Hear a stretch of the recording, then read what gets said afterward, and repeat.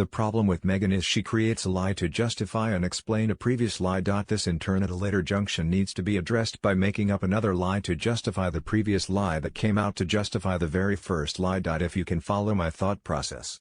Eventually, the web of lies is so massive, that she completely loses sight of what and when she spewed her lies. People then catch on to it and call her out. In her most recent interview, the Duchess of Sussex said a Lion King cast member from South Africa told her that, when she married Prince Harry, people rejoiced in the streets in the African nation similarly to when anti-apartheid leader Nelson Mandela was freed from prison. A few days after the publication of this bombshell interview, Dr. John Connie, who voiced Rafiki in the live-action version of Disney's The Lion King, said he was the only South African member of the cast and he had never met Meghan. From the footage, it is pretty clear that the sentences he spoke were very short. Anyway, let the sugars believe this story. These lots are just a handful of Ahmed's created aliases anyway. Bottom line, Meghan lied again and the whole world knows it. Wonder what Harry's Aspen Institute of Disinformation Commission has to say about all this. Has he already been kicked out of it? Actually, even if this gentleman said something along those lines to her, how arrogant to repeat it. It's the attitude that look at me, aren't I amazing, I can solve the problems of the world. It's the exaggeration, the lies, the treating other decent people like they are something nasty on the sole of her shoe. Let's be simple, I just don't like her. He told Mail Online, I did not go to the opening in Leicester Square as I didn't have the time to do that. It just may be a misremembering on her side. It is baffling me. I am the only South African in the cast. I play Rafiki, Seth Rogen plays Pumbaa, Donald Glover plays Simba and Beyoncé plays Nala. While Dr. Connie was the only South African actor with a role in the film, other South Africans were part of the production of the new Lion King.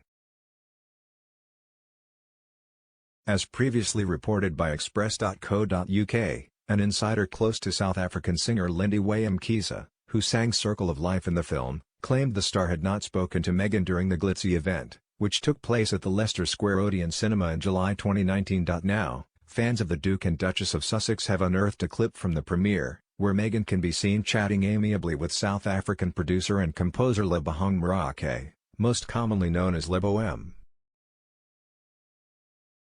Regarding the fire, her supporters have out about.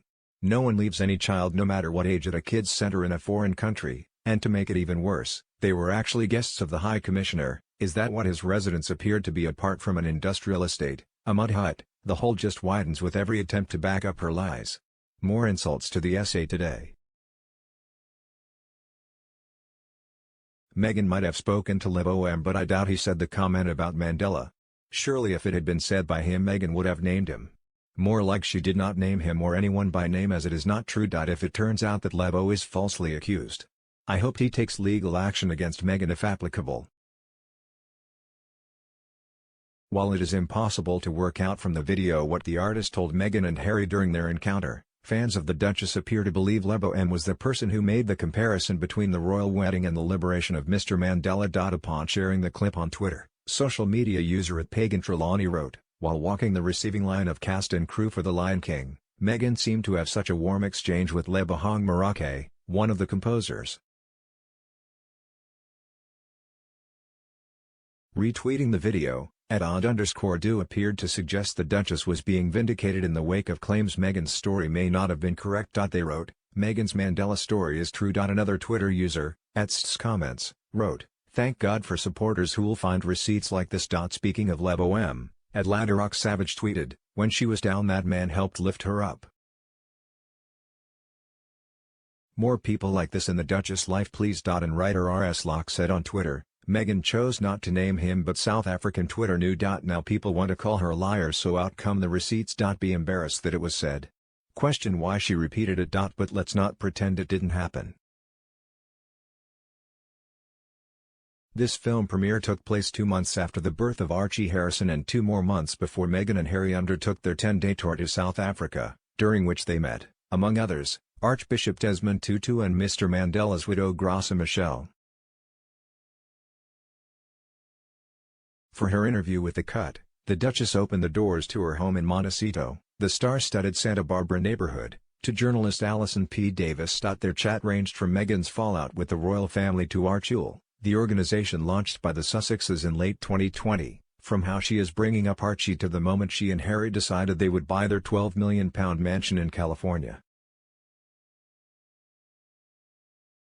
Just before recalling the exchange with the cast member from South Africa, Meghan spoke about the time at which the event was taking place, saying, "I just had Archie. It was such a cruel chapter. I was scared to go out." Ms. Davis also said the Duchess knows she's no Mandela, adding, "Perhaps even telling me this story is a mode of defense, because if you are a symbol for all that is good and charitable, how can anybody find you objectionable, how can anybody hate you?"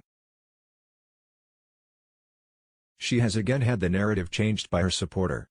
The fire was in a kids' center, not a compliment to the hospitality of the High Commissioner of SA, who are already furious with her from yesterday and the day before. With her ridiculous revelations. When is coming to the UK, she seems to have gone rather quiet on her latest exciting "so close to my heart" jaunt. Maybe she has got a niggling premonition she won't be received well. Maybe they have both been summoned to an audience with HRH after she's the latest fallout with SA. I would not be surprised.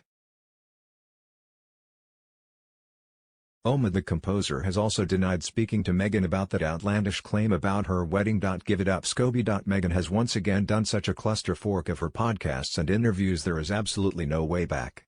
Manchester, it's in your hands now. Please offer Meghan and Harry the welcome they deserve. Please royally them out of the country.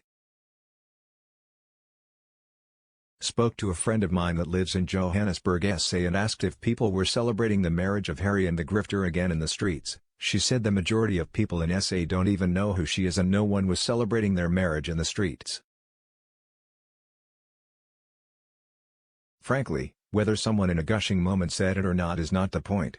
The point is she believes her marriage to be equivalent to Mandela's struggle.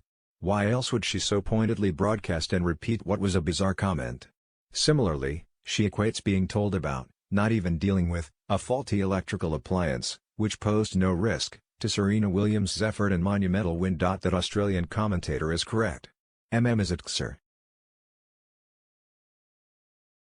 Well said, but then the woman has no capability of seeing anything but herself and her own needs. She is one ruthless, dangerous woman that will become more erratic as she is challenged. She does not hear criticism for what it is hate. She will never see herself in the wrong, she will only ever see herself as wrong. There is no reasoning with the woman because she is delusional and will develop even more irrational behavior as her lies are dispelled and she is called out for what she is as a pathological liar. The entertainment is about to begin. Enjoy.